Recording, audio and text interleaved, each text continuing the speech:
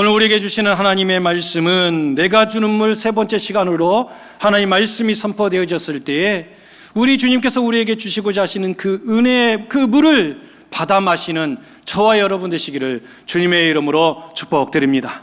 오늘은 우리 좌우에 계신 분에게 이렇게 축복하며 인사하겠습니다. 사랑합니다. 축복합니다. 가장 중요한 축복입니다. 우리 이렇게 축복합니다. 하나님께서 함께 하십니다. 여러분, 이 사실을 믿습니까? 하나님께서 지금도 이 자리에 우리와 함께하고 계시는 줄로 믿습니다. 제가 좌우에 계신 분에게 사랑합니다, 축복합니다, 인사를 하라고 말씀을 드렸는데, 여러분, 우리 귀에 들리는 이 사랑합니다, 축복합니다, 이 이야기를 여러분은 누구의 언어로 들으셨습니까? 실은 여러분, 이 말을 사람의 말로 들으면은요, 사람이 사랑해봐도, 여러분 축복해봐도 별 의미가 없습니다. 그때 잠깐 기분 좋을 수 있을지는 모르지만 그 속에는 복을 줄 능력이 없는 거예요. 근데 여러분, 사랑합니다, 이 축복합니다, 이 말은 실은 하나님께서 우리의 입술을 통해서 하나님께서 친히 말씀해 주시는 은혜의 축복인 줄로 믿습니다. 하나님께서 사랑하시면요, 하나님께서 복을 주시면은요, 그 인생 살아나는 것입니다. 지금까지 지질이 되는 일 하나도 없고 내 앞에 왜 이렇게 눈물 나는 일이 있어서 세상 사람들은 당신 팔자가 사납다라고 이야기한지 몰라도 하나님께서 사랑하시고 하나님께서 복 주시면 그 사나운 팔자도 고쳐지는 거예요. 하나님께서 복 주시면 그 인생 살아나는 것입니다. 여러분, 이 시간에도 하나님 말씀이 선포되어지는데 이 말씀을 여러분, 김영국 목사 인간의 말로 들으면 아무 의미가 없어. 그러나 하나님께서 부족하지만 저 목사를 통해서 하나님께서 말씀해 주신 줄 알고 하나님 말씀으로 들으면 여러분, 그 인생 살아나는 것입니다. 이 시간 귀한 아버지의 은혜의 말씀으로 듣는 우리 모든 믿음의 백성들 되시기를 주님의 이름으로 축복드립니다. 오늘은 한 그림을 함께 나누고자 합니다. 바로 이 그림입니다. 렘브란트가 그려놓았던 갈릴리 바다의 폭풍이라고 하는 제목의 그림입니다. 여러분, 이것은 1633년도에 그려진 작품인데요, 이 그림 그렸던 이 렘브란트는 빛의 화가로 유명합니다. 바로크 시대에 이 빛의 농도를 가지고 사람의 내면을, 사람의 영혼을, 그 감정을, 그리고 그 모든 모습들을 아주 기가 막히게 표현한 작품이지요. 특별히 이 렘브란트는 이 빛을 통해서 우리의 영혼의 상태까지도 조명했다고 해서 이 바로크 시대에 대표하는 위대한 작가입니다. 이 렘브란트가 그림을 많이 남겼는데 그 그림 가운데 많은 인물화들이 있는데 이 렘브란트가 이 바다를 그린 유일한 작품이 바로 우리가 보았던 갈릴리 호수의 폭풍이라고 하는 이 작품입니다. 아무튼 이 그림을 바라보게 되어지면 우리가 잘 알고 있는 성경에 나타나 있는 예수님과 함께 제자들이 조그만 배를 타고 가다가 커다란 풍랑을 만났을 때의 그 모습을 그림으로 표현한 것이지요. 그래서 이 그림을 보게 되어지면 제자들의 모습이 나뉘게 되어지는데, 혹시 그림을 다시 띄워주시면 감사하겠습니다. 이 그림을 보게 되어지면 제자들이 두 그룹으로 크게 나뉘어져 있는 것을 보게 되어집니다. 어떻게 나뉘어져 있는지 혹시 구분이 되시겠습니까? 왼편에 보게 되어지면 저 뱃머리 앞부분에 놓여 있었던 이 그룹들, 그리고 다른 한 그룹은 우리 예수님께서 앉아있는 그곳에 같이 둘러 앉아있는 이 그룹으로 나뉠 수가 있어요. 그런데 예수님 주변에 같이 앉아있는 이 그룹 가운데서도 또 두 그룹으로 나뉘게 되어집니다. 어떤 그룹으로 나뉘어져 있는가? 예수님과 함께 그 자리에 주변에 앉아 있음에도 불구하고 한 그룹들은 예수님께 몸은 가까이 와 있는데 여전히 시선은 저 세상을 바라보고 있더라는 거예요. 다른 한 그룹은 몸도 와 있지만 시선도 예수님께 향하고 있고, 그런 그룹으로 나뉘어져 있더라는 것입니다. 여러분, 이 그림을 여러분 유심히 살펴보게 되어지면 실은 표정으로도 이 그룹이 나뉘어져 있습니다. 뱃머리에서 폭풍이 치니까 어떻게 해서든지 이 사태를 헤쳐나가 보려고 자기의 힘으로 발버둥을 치는 거죠. 이 돛대를 어떻게 해서든 잡아보려고 그러고 중심을 잡아보려고 하고 하였던 이 사람들의 그 표정에는 두려움으로 가득 차 있습니다. 예수님 가까이에 함께하고 있지만 여전히 시선은 저 밖을 향해서 시선이 가 있었던 그 사람들의 표정도 여전히 불안에 떨고 있더라는 거예요.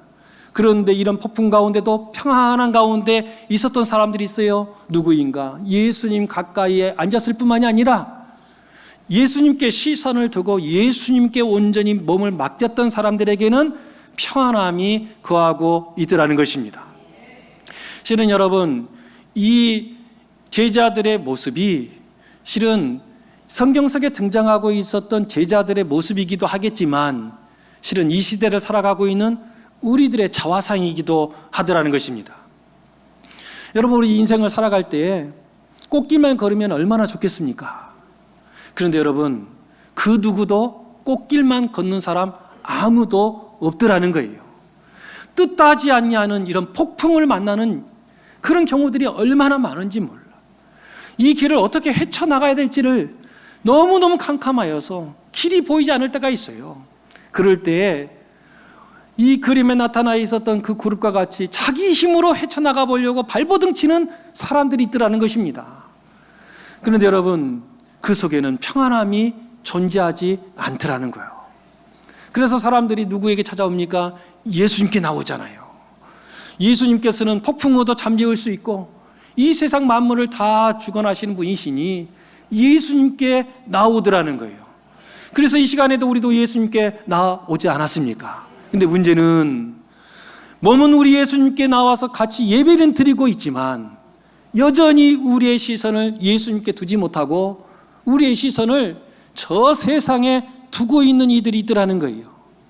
이 자리에 함께 예배를 드리고 있지만 이 순간에도 하나님께 내 마음을 온전히 두면서 예수님 바라보고 하나님을 바라봐야 되는데 몸은 여기 와 있는데 우리의 마음은 아직도 세상에 가 있고 이 이후에 해야 될 그런 일들 가운데 우리의 마음을 빼앗기고 시선을 빼앗길 경우가 있더라는 거예요. 그래서 어떻게 하는가? 주님 앞에 나온 것 같지만 여전히 불안과 근심 가운데 살아가는 이들이 얼마나 많이 있는지 모릅니다. 바라고 할 것은 여러분, 이왕에 교회에 나오셨다면 여러분, 우리의 몸뿐만이 아니라 우리의 시선도 우리의 영혼도 오직 우리 예수님을 향할 수 있기를 간절히 원합니다. 하나님께 내어 맡기면 하나님께서 주관하여 주십니다. 하나님께 내어 맡기면 하나님께서 모든 것을 책임져 주시고 폭풍도 잠잠케 하여 주시고 모든 문제를 평안하게 만들어 주실 줄로 믿습니다. 여러분, 이 시간 온전히 주님께 시선을 고정하고 주님 주시는 은혜 축복을 받아 누리는 저와 여러분 되시기를 주님의 이름으로 축복드립니다. 오늘 말씀은 이렇게 이야기합니다. 우리 3절 4절 말씀 같이 받들어 있습니다. 시작.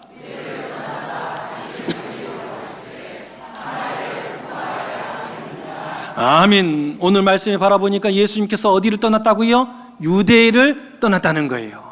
유대를 떠나서 지금 어디로 간다라고 말씀하고 있습니까? 갈릴리로 가신다는 거예요. 그런데 어디를 통과해야 된다고요? 사마리아를 통과해야 하겠는지라 말씀하고 계십니다.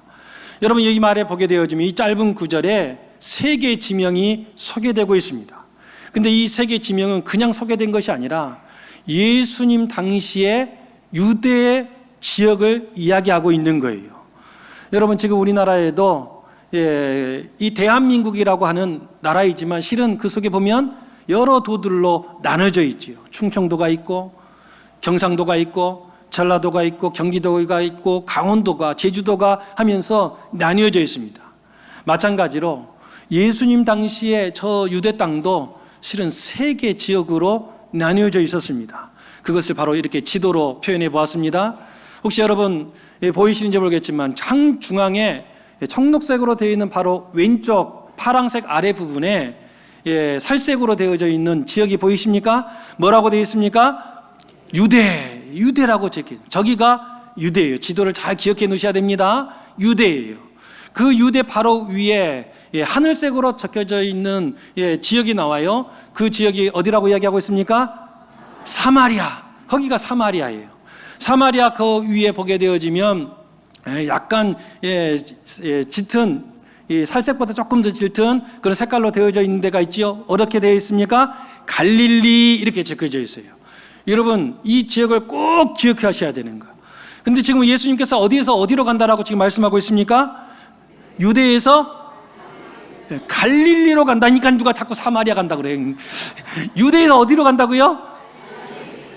갈릴리로 간단 말이에요. 갈릴리로. 그러면 유대에서 갈릴리로 간다고 했을 때 그러면 그 가운데 뭐가 놓여져 있어요? 사마리아가 놓여져 있어. 이것을 우리 이야기로 바꾸면 대전에서 저 논산으로 간다고 쳐봐요. 그러면 대전에서 논산으로 가려고 그러면 어디를 지나가야 돼? 계룡을 지나가야지. 그렇죠. 계룡을 지나가야 돼. 그건 당연한 거예요. 당연한 거. 그렇지 않겠습니까? 이 대전에서 논산 가려면 당연히 계룡을 지나가야 되는 거예요. 마찬가지로 유대에서 갈릴리로 가려고 한다 그러면 반드시 어디를 지나가야 돼? 사마리아를 지나가야 돼. 그런데 오늘 말씀에 보면 너무나 당연한 이 이야기를 오늘 말씀이 이야기하는 거예요. 사마리아를 지나가야 하겠는지, 통과하여야 하겠는지라 하면서 이렇게 이야기하더라는 거예요. 왜 그럴까? 여기에는 다 이유가 있는 것입니다. 특별히 4절 말씀에 사마리아를 통과하여야 하겠는지라. 이 말에 좀 집중해 볼 필요가 있습니다. 이 하겠는지라에 해당되어지는 헬라어 언어를 보니까 에데이라고 하는 단어를 사용해요. 이 에데이라고 하는 그 뜻이 무엇인가 봤더니 그는 반드시 무엇을 해야만 했다예요. 꼭 그렇게 해야만 했다는 거예요. 그것이 에데이, 하겠는지라입니다. 그러니까 이것을 그대로 에데이를 직역을 하면 이런 말씀이 되죠. 예수님은 반드시 사마리아를 통과해야만 했다. 예수님은 사마리아를 반드시 통과해야 하는 그 일을 해야만 했다. 이렇게 해석할 수 있는 것입니다. 그렇다면 여러분, 그냥 유대를 떠나서 갈릴리로 가면 우리 생각에는 그냥 사마리아 가는 것은 당연한 것 같은데 왜 예수님께서는 에데이라고 하는 이 단어를 사용하면서 반드시 그 길로 통과해야 되겠다. 나는 오늘 꼭 거기를 지나가야 되겠다 하는 이 말을 사용했을까? 우리가 다음 시간에 살펴보겠지만 그 뒤에 보면 사람을 만나요. 우리 예수님께서 반드시 그 길을 지나간 이유에는 목적이 있는 거예요. 뭐예요? 그 사람 만나야 되겠다는 거예요. 하나님께서 구원을 허락하시고자 하시는 그 구원의 역사, 하나님의 일을 감당해야 하겠는지라. 여러분, 우리 예수님께서는 발길 닿는 대로 걸어가셨던 분이 아니에요. 그냥 바람 부는 대로 걷는 그런 분이 아니시. 우리 예수님께서는 반드시 그곳으로 발길을 향했다면 그곳에는 뜻이 담겨져 있고 그곳을 향했다면 반드시 만나야 될 사람이 있더라는 것입니다. 우리 예수님께서 지금 이 자리에 우리와 함께하고 계시는 줄로 믿습니다. 그럼 예수님께서 이 자리에 왜 함께하고 계실까? 반드시 만나야 될 사람이 여기 있기 때문에 그런 거예요. 하나님께서 베풀어 주시고자 하신 하나님의 구원의 역사가 바로 이곳에 있기 때문에 우리 예수님께서 지금 이 시간에도 우리와 함께하고 계시는 줄로 믿습니다. 그런데 여러분, 이 갈릴리로 가면 당연하게 사마리아를 통과해야 되는데 왜 에데이라고 하는 이 단어를 사용하면서 이렇게 비장한 각오로 반드시 통과해야만 하겠다, 반드시 그곳으로 지나가야 되겠다, 우리 예수님께서 왜 이렇게 비장한 각오로 사마리아 통과하는 것을 말씀하고 계실까? 여기에는 역사적 배경이 있습니다. 예수님 당시에 유대인들이 세상에서 제일 싫어하는 사람이 있었어요. 그 사람이 누구였는가? 자기 나라를 지금 지배하고 있는 로마 사람이 아니었어요. 이방 사람들이 아니었어요. 예수님 당시에 유대인들이 제일 싫어했던 사람들이 누구였는가? 사마리아 사람들이었습니다. 우리도 비슷한 경험을 하지요. 일제시대 때에 여러분, 일본이 우리나라를 침탈하고 모든 것을 빼앗아 갔습니다. 나중에는 하다 못해가지고 여러분 밥솥까지 다 긁어가지 않았습니까? 숟가락까지도. 그 정도로 침탈해 갔습니다. 그런데 우리나라 사람들이요, 이 일제시대 때 제일 싫어했던 사람이 누구입니까? 일본 사람이었습니까? 아니요. 일본 사람보다 더 싫어하는 사람들이 있어서. 누구요? 일본의 앞잡이들. 일본의 앞자리에 속하면서 자기 동족의 피를 빨아먹는 이 친일 세력들 얼마나 싫어했는지 몰라. 마찬가지로 유대 사람들이 사마리아 사람들을 너무너무 싫어하였습니다. 왜 그러면 이렇게 이 유대 사람들이 사마리아 사람들을 이렇게 싫어할까? 처음부터 그랬을까? 그렇지 않지요. 여러분, 사마리아 땅에 살고 있었던 사람들이나 유대 땅에 살고 있었던 사람들이나 다 하나님의 백성이었습니다. 아브라함의 족속이고 후손들이고 자손이고 야곱의 자손들이었어요. 모두가 서로 한 형제요, 한 나라요, 하나님의 백성이라고 하면서 서로 하나같이 지내고 있었습니다. 그런데 어떻게 되어졌습니까? 솔로몬 시대 이후에 나라가 우리나라와 같이 지금 남북으로 두 쪽이 나고 말았습니다. 위로는 북이스라엘이 세워지고 남으로는 유다가 세워지게 되어졌습니다. 나라가 갈라지게 되어지니까요, 얼마나 두 나라가 치열하게 싸우는지 몰라. 서로 축복하고 도와주는 것이 아니라 갈라지면은요, 으르렁거리면서 못 잡아먹어서 안달하는 거예요. 여러분, 그렇게 갈라져서 서로 으르렁거리게 되어지니까 다윗 시대에 주변 국가들을 다 복속시키면서 황제 국가가 되어서 조공받는 나라가 서로 나뉘어지고 서로 싸움하게 되어지니까 어떻게 되어졌습니까? 힘없는 나라가 되어졌어요. 형편없는 나라가 되어지고 됐어요. 결국에는 주전 722년도에 저 북쪽의 이스라엘이요, 아수르라고 하는 나라에 의해서 멸망당하고 맙니다. 그런데 이 아수르라고 하는 이 나라가 얼마나 몹쓸 나라인지, 어떻게 하면 자기들이 정복한 나라들을 영원히 다스릴까, 이것을 연구하기 시작을 합니다. 가만히 바라보니까 사람들이 민족성이라고 하는 것이 있어. 그래서 자기 민족, 그렇죠, 이 민족으로 인해서 독립운동을 하는 것을 깨닫게 되어집니다. 그러면 영원히 다스리려면 어떻게 하면 되겠는가? 저 민족성을 없애면 되겠구나. 그래서 민족 말살 정치를 펴게 됩니다. 일본도 그랬잖아요. 그래서 우리나라 성도 다 바꿔버리고 막 그렇게 하고 있었지 않습니까? 그 나라도 마찬가지. 그래서 민족성을 없애버리면 민족이 없어졌으니까 독립운동하지 않겠는가? 그러면서 민족성 없애는 정책을 펴는데 그 정책이 뭐였었는가? 지금 요즘 통일교가 하는 그 방법을 썼어요. 그게 뭐예요? 민족과 민족끼리 섞어버리는 거야. 강제로 이 민족과 저 민족이 결혼하게 만들어. 그러다 보면 피가 섞이게 되어지면 민족이 없어지잖아요. 피 혈통이 사라지게 되어지면 피만 섞입니까? 아니잖아요. 같이 종교도 섞여버려. 그러니까 하나님 중심으로 보였던 이 이스라엘 백성들이 어떻게 되어지는 거예요? 이제 이방 종교랑 혼합 종교가 되어져 버려.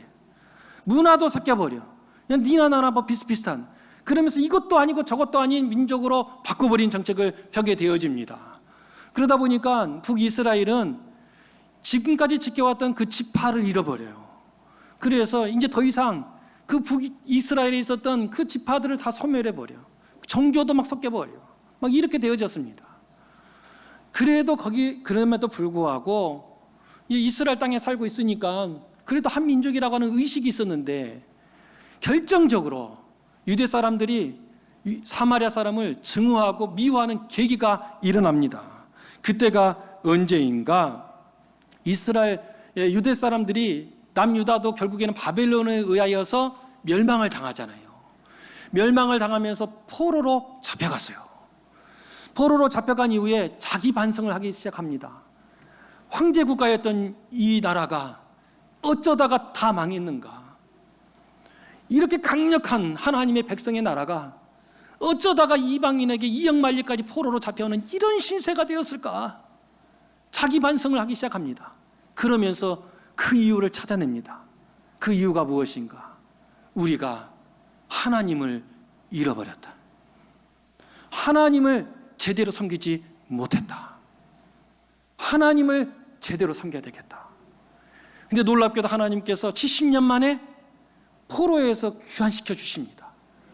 그래서 포로로 귀환했던 이 사람들이요, 자기 반성을 했잖아요. 우리가 하나님을 섬기지 않으니까 하나님께서 우리에게 이렇게 벌을 주셨구나. 그러니 우리 다시 하나님으로 회복돼야 된다. 그래서 포로에서 귀환한 사람들이 고국에 돌아보니까 다 황폐해져 있어. 집도 무너져 있어. 농사지으려는 그 땅도 황폐해져 있어. 그런데 그런 것을 먼저 세우기보다 하나님이 우선이다. 그래서 1차 포로에 귀환을 하였을 때 대표였던 수르바벨 중심으로 여러분 재건 사업을 펼쳐요. 어떤 재건 사업을 가장 먼저 펼치는가?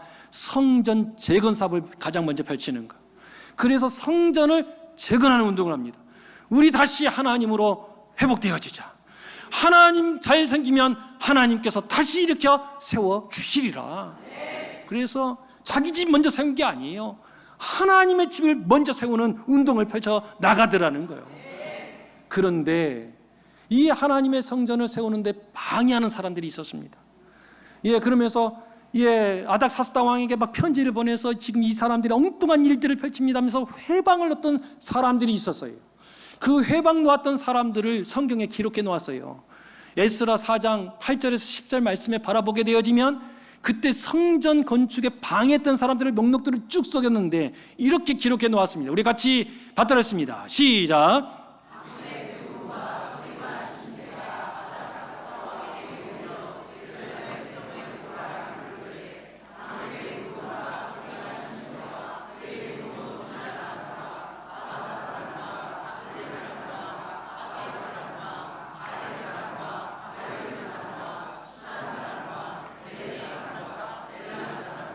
그 밖에 백성 곧 존귀한 오순나발이 사마리아 성과 유브라데강 건너편 다른 땅에 옮겨둔 자들과 함께 고발한다 하였더라. 아멘. 여기 보니까 방백 룹과 서기관 심세를 중심으로 하여서 이 고발장을 쓰는 거예요. 방해하는 것입니다.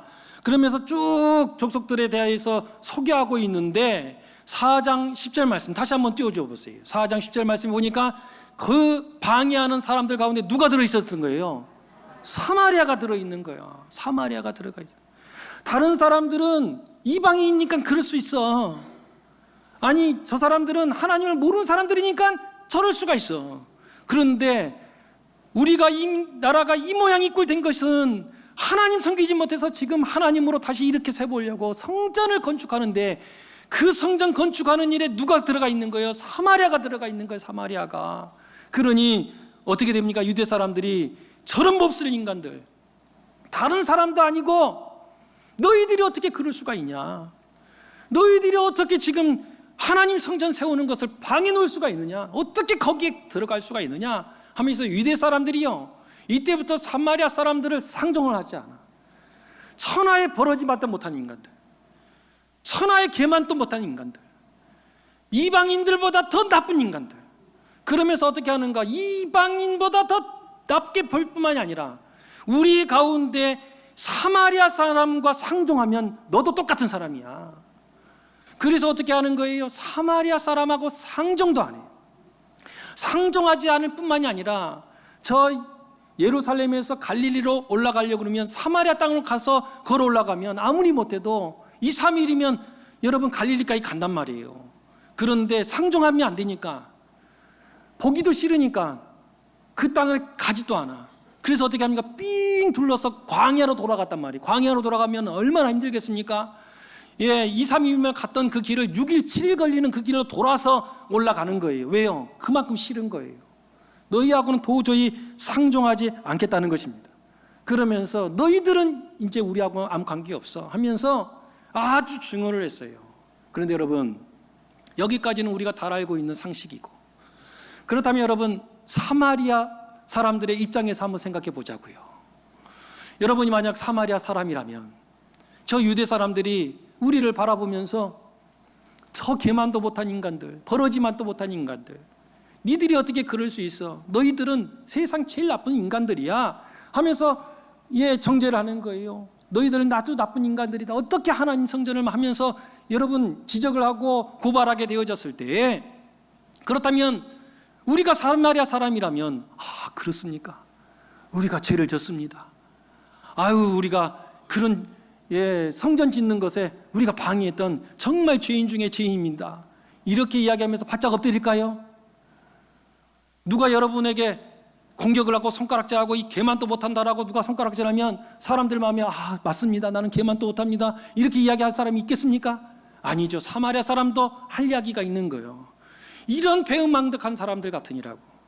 지금 너희들이 누구 때문에 그 자리에 서 있는데, 우리가 일찍이 다 굶어 죽을 그때 야곱이, 요셉이 우리 조상들을 먹여 살리지 않았느냐?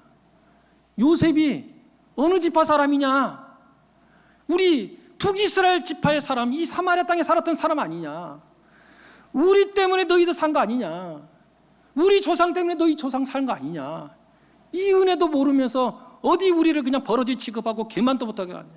우리가 진짜야, 너희들이 지금 배은망덕한 거야 하면서 어떻게 하는 거예요? 유대는 유대대로 사마리아를 향해서 이야기하면서 너희들은 하나님 백성 아니야 라고 이야기하고, 사마리아 사람들은 이런 배은망덕한 인간들이라고, 니들이 하나님 사람 아니지 하면서 어떻게 하는 거예요? 서로 간에 등 돌리고 자기끼리 다른 장소에서 예배를 올려드리면서 우리가 진짜라고 서로 싸우고 있더라는 거예요. 여러분, 이 모습 어디서 많이 본 것 같지 않습니까? 실은 이 모습 속에서 말씀을 준비하는데 우리 한국교회가 보이는 것입니다. 지금 한국교회 곳곳에 분열이 있습니다. 그러면서 나타나는 게 뭐예요? 순수한 신앙과 신앙의 순수성을 누가 가지고 있느냐? 우리만이 진짜 신앙이고 너희들은 세상과 짝한 사람들 아니냐? 그러면서 어떻게 하는 거예요? 우리 스스로 하나 되어지고 함께 손을 잡아도 부족한 이 판국에 우리만이 순수한 신앙이다, 너희들은 세상과 짝한 사람들이라 하면서 지금도 갈라치게 하는, 분열하고 대립하고 하는 이런 일들이 얼마나 많이 일어나고 있는지 모릅니다. 여러분, 진짜 하나님을 믿는 사람들은 자기만 옳다고 이야기하지 않습니다. 진짜 하나님을 믿는 사람들은 함부로 남을 정죄하지 않습니다. 진짜 하나님을 믿는 사람들은요, 어떻게 하느냐? 우리 하나님께서 사도 바울을 통해서 에베소 4장 1절에서 3절에 진짜 믿음의 사람들이 행하는 모습을 알려주시는 거예요. 에베소 4장 1절에서 3절까지 말씀 우리 같이 받들어 읽습니다. 시작.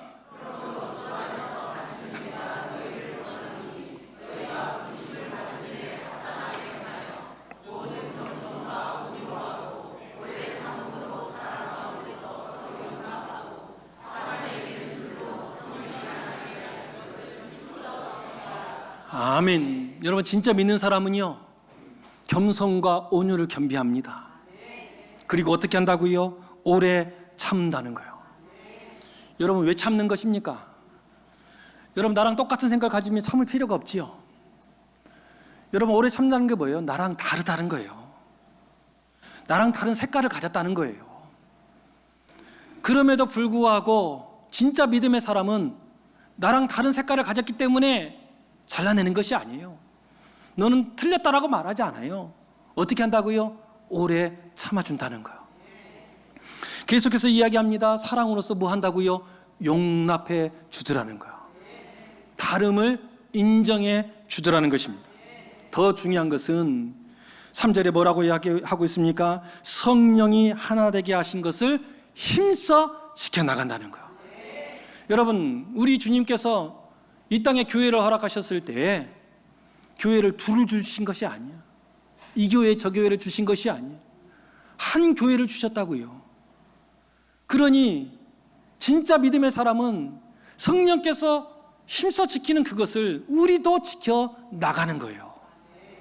교회를 분열시키는 것은 여러분 진짜 믿음의 사람들이 하는 것이 아니에요.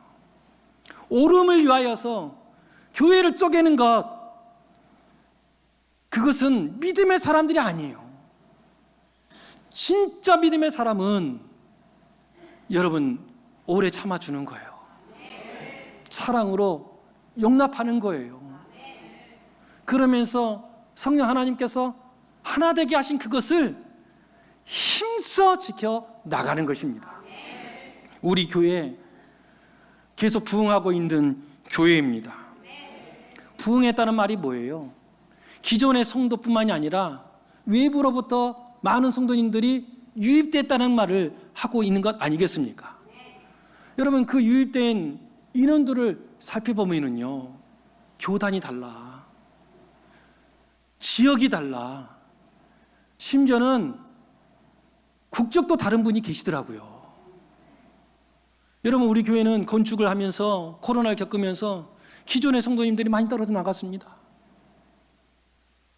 그런데 어느 순간 바라보니까 하나님께서 은혜 허락해 주셔서 이 코로나 기간 속에서도 부흥케 하여 주셔서 지금은 건축 이전의 성도보다 이후에 오신 성도님들이 훨씬 많은 교회가 되었습니다. 여러분, 서로 여러분 신앙적 배경도 다르고 교단도 다르고 지역도 다르고 심지어 국적도 다르지만 우리는 성령 안에서 하나인 줄로 믿습니다. 주 안에서 하나인 줄로 믿습니다.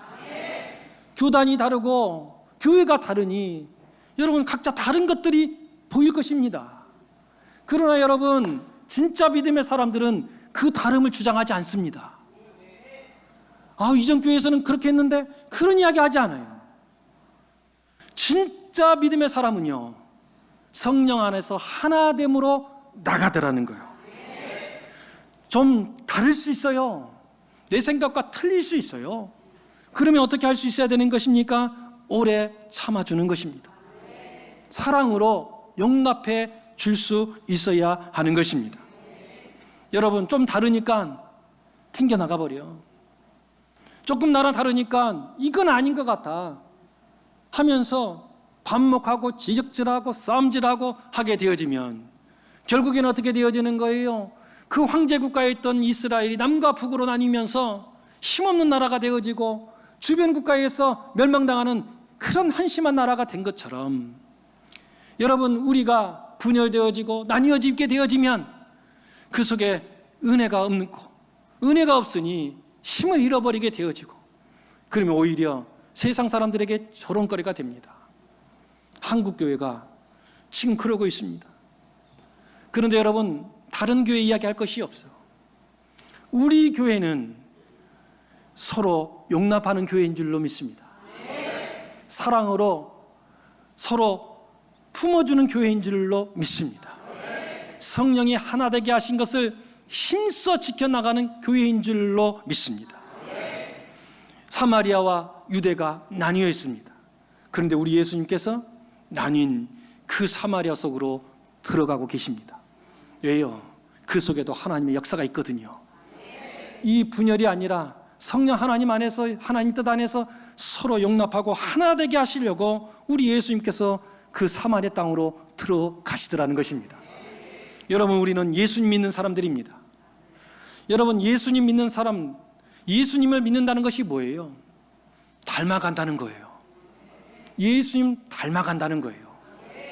예수님 믿는다고 하면서 예수님 안 닮아가면 그 예수님 믿는 사람들이 아니지요. 예수님 믿는다고 하는 것은 예수님을 닮아가는 거예요. 생각이 닮고 시선이 닮고 가치관도 닮고 행동도 닮아가는 것입니다. 우리 예수님께서 분열된 그곳에 주의 말씀을 들고 갑니다. 사랑을 들고 갑니다. 그리고 하나 되게 하시는 역사로 나아가더라는 거예요. 우리 예수님 믿는 사람들은 예수님 닮아가는 것입니다. 이 땅이 분열되어 있습니다. 서로 싸움박질하는 그런 땅이 되었습니다. 그러나 여러분, 예수님 믿는 사람들은 그 속에 사랑을 심는 것입니다. 하나 되게 하심을 심는 것입니다. 여러분, 우리 모두가 다 예수님 믿는 진짜 믿음의 사람인 줄로 믿습니다. 분열을 조장하는 그런 사람들이 아니라 우리 예수님처럼 오히려 사랑을, 주의 말씀을 들고 가서 서로 안아주고 보듬어주고 그들을 주께 인도하는 은혜의 역사를 일궈 나가는 저와 여러분 되시기를 주님의 이름으로 축복드립니다.